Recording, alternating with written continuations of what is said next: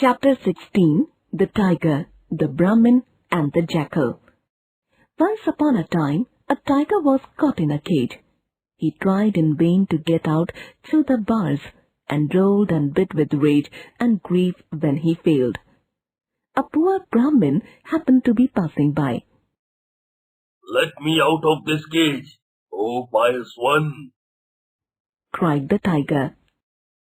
"Nay, my friend," replied the Brahmin mildly. "you would probably eat me if I did." "Not at all," swore the tiger with many oaths. "On the contrary, I should be forever grateful and serve you as a slave." Now when the tiger sobbed and sighed and wept and swore, the pious Brahmin's heart softened, and at last he consented to open the door of the cage. Out came the tiger, and seizing the poor man, cried, "What a fool you are! What is to prevent my eating you now? For after being cooped up so long, I am just terribly hungry." The Brahmin pleaded for his life, but all in vain. Finally the tiger said, "All right, you may ask three things, whether it is fair for me to eat you or not. If all three say no, I will let you go." So the Brahmin first asked a peepal tree what it thought of the matter, but the peepal tree replied coldly, "What have you to complain about? Don't I give shade and shelter to everyone who passes by? And don't they, in return, tear down my branches to feed their cattle? Don't whimper." Then the Brahmin, sad at heart, went further afield till he saw a buffalo turning a well wheel, but he fared no better there, for the very buffalo answered, "You are a fool to expect gratitude. Look at me. When I gave milk, they fed me on cotton seed and oil cake. But now I am dry, so they yoke me here and give me garbage as fodder." The Brahmin, sadder still, asked the road to give him its opinion. "My dear sir," said the road, "how foolish you are to expect anything else. Here I am, useful to everybody, yet all, rich and poor, great and small, trample on me as they go past, giving me nothing but the ashes of their pipes and the husk of their grain." At this the Brahmin turned back sorrowfully. On the way he met a jackal, who called out, "Why, what's the matter, Mr. Brahmin?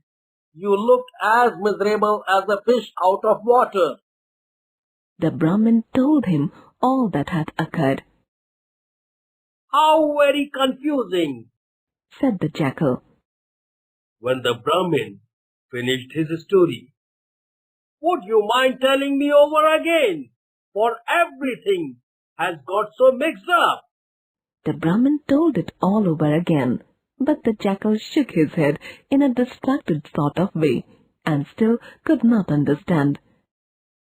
"It's very odd," said he, sadly. "but it all seems to go in through one ear and out through the other. I will go to the place where it all happened, and then perhaps I shall be able to give a judgment." So they returned to the cage, by which the tiger was waiting for the Brahmin, sharpening his teeth and claws. "You have been away for a long time," growled the savage beast. "But now let us begin our dinner." "Our dinner?" thought the wretched Brahmin, as his knees knocked together with fright. "What a remarkably delicate way of putting it. Give me 5 minutes, my lord," he pleaded, "so I may explain matters to the jackal here, who is somewhat slow in his wits."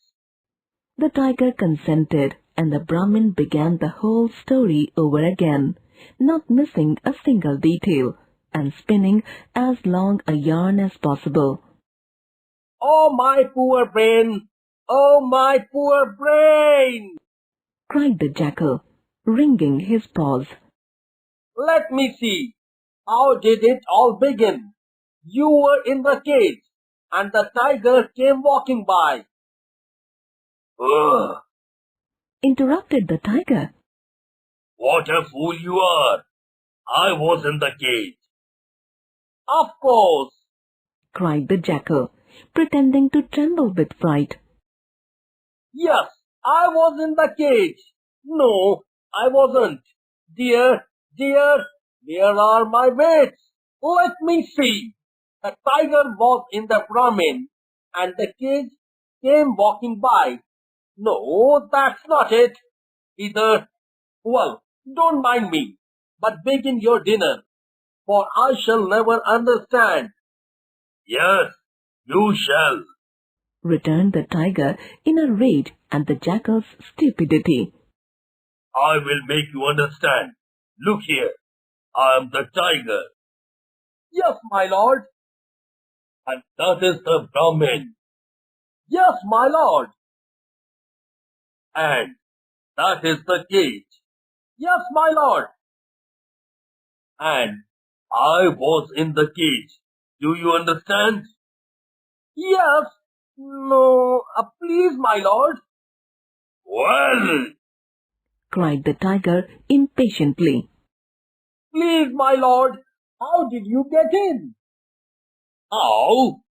In the usual way, of course." "Oh, dear me, my head is beginning to whirl again. Please don't be angry, my lord. But what is the usual way?" At this, the tiger lost patience, and jumping into the cage cried, "This way! Now do you understand how it was?" "Perfectly!" grinned the Jackal, as he dexterously shut the door. "And if you will permit me to say so, I think matters will remain as they were.